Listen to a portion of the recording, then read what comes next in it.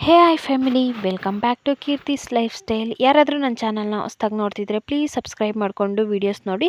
ನೀವು ಮಾಡೋ ಒಂದು ಸಬ್ಸ್ಕ್ರೈಬ್, ಒಂದು ಲೈಕ್, ಒಂದು ಶೇರಿಂದ ನನ್ನ ಚಾನಲ್ ಇನ್ನೂ ಗ್ರೋತ್ ಆಗುತ್ತೆ.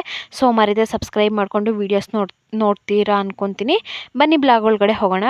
ಇವತ್ತಿನ ಬ್ಲಾಗ್ ಏನು ಅಂದೆ, ಇವತ್ತು ಟೌನಿಗೆ ಹೋಗೋಣ ಅಂತ ಹೊರಟಿದ್ದೆ. ನಾನು ಹೋಗಿದ್ದೆ ಏನೋ ಆಗಿದ್ದೆ ಏನೋ. ಸೊ ಬಸ್ಸಲ್ಲಿ ಹೋಗ್ತಾ ಇದ್ದೆ. ಬೆಳಗ್ಗೆ ಮಕ್ಕಳು ಜೊತೆಗೆ ಮಕ್ಕಳು ಇದೇ ಬಸ್ಸಿಗೆ ಬರೋದು. So school bus, college bus ಎಲ್ಲ ಇದಾಗಿರುತ್ತಲ್ವ, ಬೆಳಗ್ಗೆ ಅಲ್ಲಿಂದ ಬರುವಾಗ ತುಂಬ ರಶ್ ಇರುತ್ತೆ. ಒಂದು 2 ಸ್ಟಾಪಿಂಗ್ ಆದಮೇಲೆ ಫುಲ್ ಬಸ್ ಖಾಲಿನೇ ಇರುತ್ತೆ. ನೆಕ್ಸ್ಟ್ ಬಸ್ ಇಳಿದು ಅಲ್ಲಿಂದ ಹಾಗೆ ನಡ್ಕೊಂಡು ಹೋಗ್ತಾ ಇದ್ದೆ. ಗ್ಯಾರೇಜ್ ಹತ್ರ ಹೋಗೋಣ ಅಂತ ಹೇಳಿಬಿಟ್ಟು ನಡ್ಕೊಂಡು ಹೋಗ್ತಾ ಇದ್ದೆ. ಈ ಪಕ್ಕದಲ್ಲೇ ಪಾರ್ಕ್ ಇದೆ. ಸೊ ಪಾರ್ಕಲ್ಲಿ ಚೆನ್ನಾಗಿರುತ್ತೆ. ಮತ್ತು ರೋಡ್ ತುಂಬ ಮರಗಳು, ಹೀಗೆ ಒಂಥರ ಭದ್ರಾವತಿ ವಾತಾವರಣ ಏನೋ ಒಂಥರ ಚೆನ್ನಾಗಿರುತ್ತೆ. ಫುಲ್ಲು ಮರ ಏನೋ ಒಂಥರ ನೋಡೋಕೆ ಚೆನ್ನಾಗಿರುತ್ತೆ. ಗ್ಯಾರೇಜಿಗೆ ಹೋಗ್ತಿದ್ದಂಗೆ ನನ್ನ ಗಂಡ ಕೆರೆಯ ಕೆಲಸ ಕೊಟ್ಟರು. ಸರಿ ಅಂತ ಹೇಳಿ ಅದನ್ನು ಮಾಡ್ತಾಯಿದ್ದೆ. ಇನ್ನೇನು ಮಾಡೋದು, ಬಂದಿದ್ದಕ್ಕೆ ಮಾಡಬೇಕಲ್ಲ ಅಂತೇಳಿ ಮಾಡ್ತಾಯಿದ್ದೆ. ಅದು ಯಾವ್ದ್ರದ್ದೋ ಗಾಡಿದು ಬಂದಿತ್ತು ಅಂತ ಹೇಳಿಬಿಟ್ಟು ನಾನು ಹೋಗಿದ್ದು ಗ್ಯಾಸ್ ವಿಷಯಕ್ಕೆ ಹೋಗಿದ್ದು, KYC ಮಾಡಿಸೋಣ ಅಂತ ಹೋಗಿದ್ದು. ಬಟ್ ಅವರು ಈ ಕೆಲಸ ಕೊಟ್ರಾ. ನೆಕ್ಸ್ಟ್ ಆ ಕೆಲಸ ಮುಗಿಸ್ತಿದ್ದಂಗೆ ಲೇತಿಗೆ ಹೋಗಿ ಬಾ ಅಂತ ಹೇಳಿಬಿಟ್ಟು ಗಾಡಿ ಮತ್ತು ಐಟಮ್ ಕೊಟ್ಟರು. ಅದನ್ನ ತೊಗೊಂಡೋಗಿ ಲೇತ್ ವರ್ಕಿಗೆ ಅಲ್ಲಿ ಕೊಟ್ಟಿದ್ದೆ. ಅದು ಆಗೋವರೆಗೂ ಅಲ್ಲೇ ನಿಂತ್ಕೊಂಡಿದ್ದೆ. ಲೇತ್ ವರ್ಕು ಸ್ವಲ್ಪ ಹಿಡೀತು, ಅಲ್ಲೇ ನಿಂತ್ಕೊಂಡಿದ್ದೆ. ಸ್ವಲ್ಪ ಹೊತ್ತು ಮಳೆನೂ ಬರ್ತಾ ಇತ್ತಾ, ಹಾಗೆ ಅಲ್ಲೇ ನಿಂತ್ಕೊಂಡು ಹಾಗೆ ಇದೊಂದು ಕ್ಲಿಪ್ ಹಾಗೆ ತಗೊಂಡೆ. ಎಂತ ಗೊತ್ತಾ, ಇದು ಈಗ ಇಷ್ಟೊಂದು ಕೆಲಸ ಇದೆಯಾ ಒಂದು ಗಾಡಿ ಬಿಚ್ಚಿದ್ರೆ ಅಂತ ಅನಿಸುತ್ತೆ. ನೆಕ್ಸ್ಟು ಅಲ್ಲಿ ಸಿಟಿ ಒಳಗಡೆ ಇವಾಗ ನಾನೇ ಸ್ವಲ್ಪ ನಾನು ಗ್ರೇಟ್ ಅನ್ಕೊಬೇಕು. ಗಾಡಿನೆಲ್ಲ ಸಿಟಿ ಒಳಗಡೆ ಓಡಿಸ್ತಾ ಇದ್ದೀನಿ. ಬಿಕಾಸ್ ಒಂದು 4-5 ಸತಿ ಬಂದಿದ್ದೀನಿ. ಐಟಮ್ ತೊಗೊಬರೋಕೆ ಒಂದು 3 ಸತಿ ಬಂದಿದ್ದೀನಿ. ಲೇತ್ ವರ್ಕಿಗೆ ಅಂತ ಒಂದು 2-3 ಸತಿ ಬಂದಿದ್ದೀನಿ. ಆಮೇಲೆ ಆ ಲೇತಿಗೆ ಅಂತ ಕೊಟ್ಟಿರೋ ಸ್ಟ್ಯಾಂಡನ್ನ ಇಸ್ಕೊಂಡು ಗ್ಯಾರೇಜ್ ಕಡೆಗೆ ಹೋಗ್ತಾ ಇದ್ದೀನಿ. ಯಾವುದೋ ಒಂದು ಹೆಲ್ಮೆಟ್ ಸಿಕ್ತು, ಎತ್ತಾಕೊಂಬಂದೆ. ಯಾಕೆಂದರೆ ಅಲ್ಲಿ ಪೊಲೀಸರು ಇರ್ತಾರೆ. ಹಿಡಿದ್ಬಿಟ್ಟು ಏನಾದರೂ ಫೈನ್ ಗಿನ್ ಹಾಕ್ಬಿಟ್ಟರು ಅಂತ ಹೇಳಿಬಿಟ್ಟು ಹೆಲ್ಮೆಟ್ ಯಾವುದೋ ಸಿಕ್ತು, ಅದನ್ನು ಹಾಕ್ಕೊಂಡು ಬಂದೆ. ನೆಕ್ಸ್ಟು ಗ್ಯಾರೇಜಿಗೆ ಹೋದರೆ ಒಂದು ಸ್ಕೂಟಿ ಬಂದಿತ್ತು. ಅದು ಬ್ಯಾಟ್ರಿ ಬಿಚ್ಚು ಅಂತ ಹೇಳಿದ್ರ. ಸರಿ ಬಿಚ್ಚೋಣ ಅಂತ ಹೇಳಿಬಿಟ್ಟು ಒಂದು ಕೈಯಲ್ಲಿ ಬಿಚ್ಚುತ್ತಾ ಇದ್ದೆ, ಒಂದು ಕೈಯಲ್ಲಿ ಮೊಬೈಲ್ ಇತ್ತು. ಯಾಕೆಂದರೆ ಅಲ್ಲೇನು ಸ್ಟ್ಯಾಂಡ್ ಏನು ತಗೊಂಡೋಗಿರಲಿಲ್ಲ.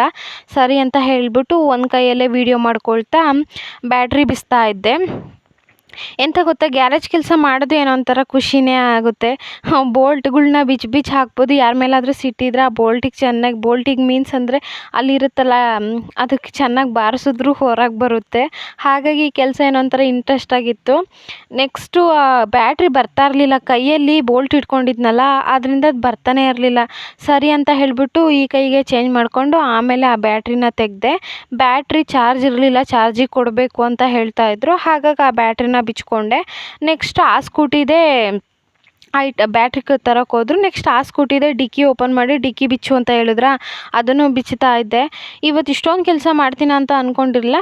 ಅಲ್ಪ ಸ್ವಲ್ಪ ಬರ್ತಾ ಇತ್ತು. ಈ ಆಯಿಲ್ ಚೇಂಜ್ ಮಾಡೋದು ಇದೆಲ್ಲ ಬರ್ತಾ ಇತ್ತು ನನಗೆ. ಬಟ್ ಇಷ್ಟೊಂದು ಕೆಲಸ ಮಾಡ್ತಿರಲಿಲ್ಲ. ಯಾಕೆ ಅಂದರೆ ಆವಾಗ ಮಾಡ್ತಿದ್ದಿದ್ದು ಬೇರೆ. ಆಯಿಲ್ ಒಂದು ಚೇಂಜ್ ಮಾಡ್ತಾ ಇದ್ದೆ. ಮನೆ ಬಾಗಿಲಿಗೆ ಗಾಡಿ ಏನಾದರೂ ಬಂದಿದ್ರೆ ಅದನ್ನು ಆಯಿಲ್ ಚೇಂಜ್ ಮಾಡ್ತಾ ಇದ್ದೆ. ಬಟ್ ಇವಾಗ ಗ್ಯಾರೇಜ್ ಹತ್ರ ಹೋಗಿದ್ನಲ್ಲ, ಬಂದಿರೋ ಇದನ್ನಾದರೂ ಕೆಲಸ ಮಾಡು ಅಂತ ಹೇಳಿ ಮಾಡೋಕೆ ಕೊಟ್ಟಿದ್ರು. ಅವ್ರು ಆಲ್ರೆಡಿ 2 ಗಾಡಿ ಇಟ್ಕೊಂಡಿದ್ರ. ಹಾಗಾಗಿ ಈ ಗಾಡಿ ನಾನು ಬಂದಂಗೆ ನಾನು ಮಾಡ್ತಾ ಇದ್ದೆ. ಬಂದಂಗೆ ಮೀನ್ಸ್ ಅವ್ರು ಹೇಳ್ದಂಗೆ ಅವ್ರು ಇನ್ಸ್ಟ್ರಕ್ಷನ್ ಕೊಡ್ತಾಯಿದ್ರು, ನಾನು ಬಿಚ್ಚುತ್ತಾ ಇದ್ದೆ. ಅದು ಡಿಕ್ಕಿನೆಲ್ಲ ಬಿಚ್ಚುವಾಗ ಒಂದೊಂದು ಇದಕ್ಕೆ ಒಂದೊಂದು ಸ್ಕ್ರೂ ಇರುತ್ತೆ. ಅದಕ್ಕೆ ಒಂದೊಂದು ಟೂಲ್ಸ್ ತೊಗೊಬಂದು ಬಿಚ್ಚುತ್ತಾ ಇದ್ದೆ. ನನಗೆ ಇನ್ನೂ ಫುಲ್ ಪರ್ಫೆಕ್ಟಾಗಿ ಗೊತ್ತಿಲ್ಲಲ್ಲ, ಅವ್ರ ಹತ್ರ ಕೇಳ್ಕೊಂಬಂದು ಬಿಚ್ಚುತ್ತಾ ಇದ್ದೆ.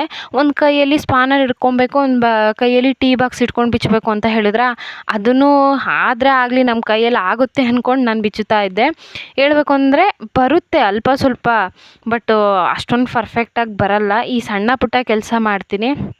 ಸರಿ ಅಂತ ಹೇಳಿಬಿಟ್ಟು ಅದನ್ನು ಬಿಚ್ಕೊಳ್ತಾ ಕೂತಿದ್ದೆ. ನೆಕ್ಸ್ಟ್ ಅಲ್ಲೆಲ್ಲರೂ ಹೋಗ್ತಾಯಿದ್ರು. ಆಮೇಲೆ ಅವ್ರು ಆ ಕಡೆಯಲ್ಲಿ ಕೆಲಸ ಮಾಡ್ತಾಯಿದ್ರಾ. ಸರಿ, ನಾನು ಈ ಗಾಡಿ ಬಿಚ್ಕೊಟ್ರೆ ಅವ್ರಿಗೆ ಆರಾಮಾಗುತ್ತಲ್ಲ ಅಂತ ಹೇಳಿಬಿಟ್ಟು ಬಿಚ್ಚುತ್ತಾ ಇದ್ದೆ. ಅವ್ರು ಬಂದು ಅಲ್ಲಿ ನಿಂತ್ಕೊಂಡು ಏನು ವೀಡಿಯೋ ಮಾಡ್ತಿದ್ಯಾ ಅಂತ ಅಂದರು. ಹ್ಞೂ ಅಂತ ಅಂದಿದ್ದೆ. ಅವ್ರ ಪಾಡಿಗೆ ಅವ್ರು ಆ ಕಡೆಗೆ ಹೋದರು. ನನ್ನ ಪಾಡಿಗೆ ನಾನು ಬಿಚ್ಚುತ್ತಾ ಇದ್ದೆ. ಅವ್ರು ನಿಂತ್ಕೊಂಡು ಬಿಚ್ಚುತ್ತಾರೆ, ನಮ್ಮಿಂದ ನಿಂತ್ಕೊಂಡೆಲ್ಲ ಬಿಚ್ಚೋಕ್ಕಾಗಲ್ಲಪ್ಪ ಅಂತ ಹೇಳಿಬಿಟ್ಟು ಹಾಗೆ ಕೂತ್ಕೊಂಡು ಬಿಚ್ಚೋಕ್ಕೆ ಸ್ಟಾರ್ಟ್ ಮಾಡಿದೆ.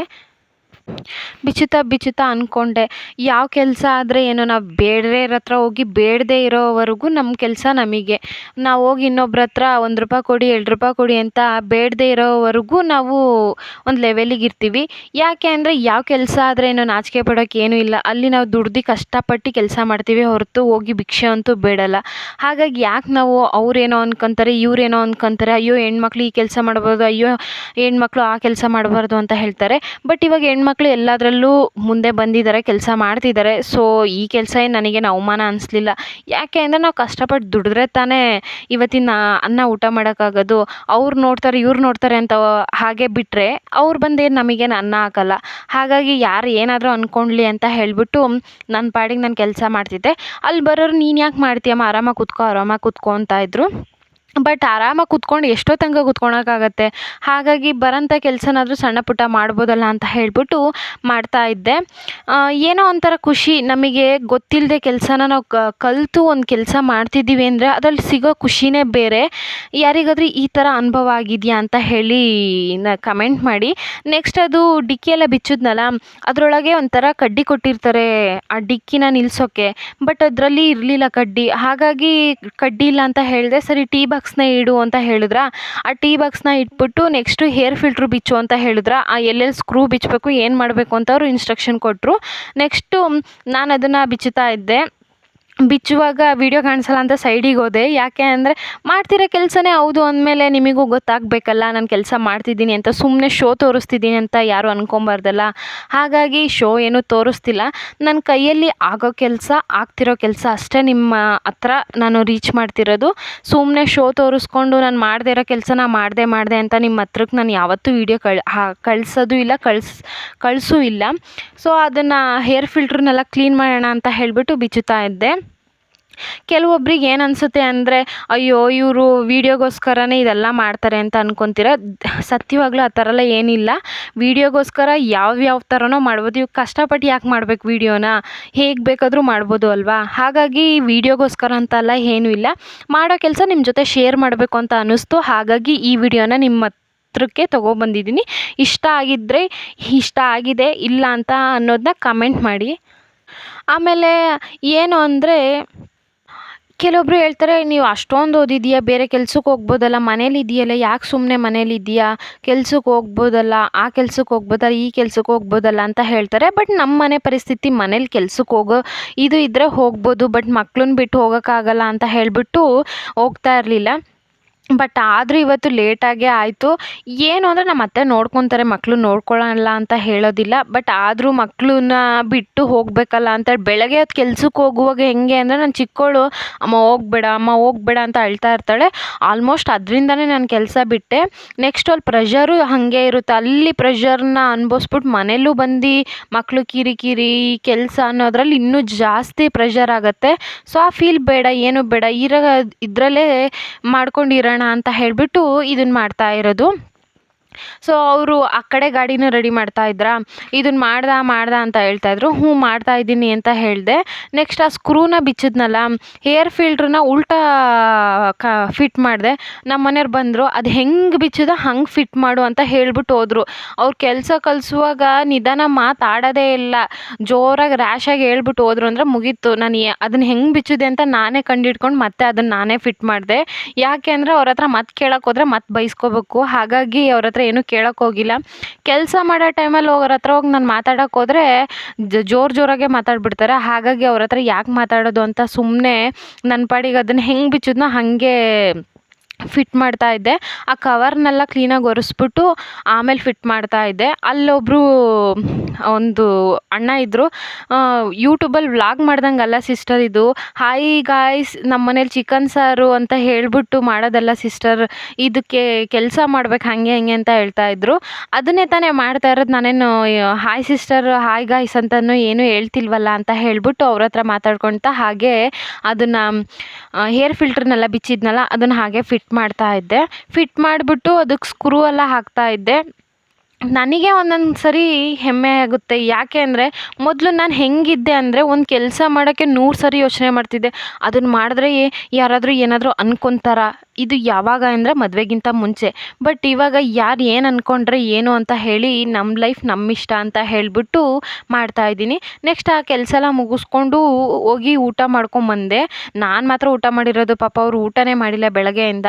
ನೆಕ್ಸ್ಟ್ ಊಟ ಮಾಡ್ಕೊಬಂದಿದ್ದ ಕೈಯಿಂದ ಸಂಜೆ ನೈಟ್ ಆಗಿತ್ತು. ಆಲ್ರೆಡಿ 8:30 9 ಬಡ್ಡಿಗಾಗಿತ್ತು. ಗಾಡಿನೆಲ್ಲ ಒಳಗಡೆ ನಿಲ್ಲಿಸೋಣ ಅಂತ ಹೇಳಿಬಿಟ್ಟು ನಾನು 2 ಗಾಡಿ ತರ್ತೀನಿ, ಮಿಕ್ಕಿದ್ದು ನೀನು ನಿಲ್ಲಿಸು ಅಂತ ಅಂದೆ. ಯಾಕೆ ಅಂದರೆ ಆ 2 ಗಾಡಿಗೆ ಗಾಲಿಗಳಿದ್ದಾವೆ ಹಿಂದ್ಗಡೆ. ಬಟ್ ಸ್ಕೂಟಿದೆಲ್ಲ ಒಂದು ಗಾಲಿ ಇದ್ದರೆ ಒಂದು ಗಾಲಿ ಇಲ್ಲ. ಹಾಗಾಗಿ ಈ ಗಾಡಿನ ಮಾತ್ರ ನಾನು ತಳ್ಕೊಂಬಂದೆ. ಅಪಾಚಿ RTR ಮತ್ತು ಇನ್ನೊಂದು TVS ಒಂದು ತೊಳ್ಕೊಂಬಂದೆ. ಯಾಕೆಂದರೆ ಇದೊಂದು ಸ್ವಲ್ಪ ತಳ್ಳಕ್ಕೆ ಈಸಿ ಏನು ಇರಲಿಲ್ಲ. ಬಟ್ ಆ ಗಾಲೆ ಇದೆಯಲ್ಲ, 2 ಗಾಲೆ ಹೆಂಗಾದರೂ ಮೇಂಟೈನ್ ಮಾಡ್ಕೊಂಡು ತಳ್ಕೊಬರ್ಬೋದು. ಬಟ್ ಸ್ಕೂಟಿಗೆಲ್ಲ ಜೀವನೇ ಇಲ್ಲ ಹಿಂದ್ಗಡೆ, ಅದಷ್ಟು ಬಿಚ್ಚಿ ಹಾಕಿದ್ದಾರೆ. ಅದರಿಂದ ಅದು ಒಂದು ಗಾಲಿಯಲ್ಲೇ ಬ್ಯಾಲೆನ್ಸ್ ಮಾಡ್ಕೊಂಡು ತೊಳ್ಕೊಂಬರ್ಬೇಕು, ಅದಾಗಲ್ಲ. So thanks for watching. ಈ ವಿಡಿಯೋ ಇಷ್ಟ ಆಗಿದ್ರೆ ಲೈಕ್ ಮಾಡಿ.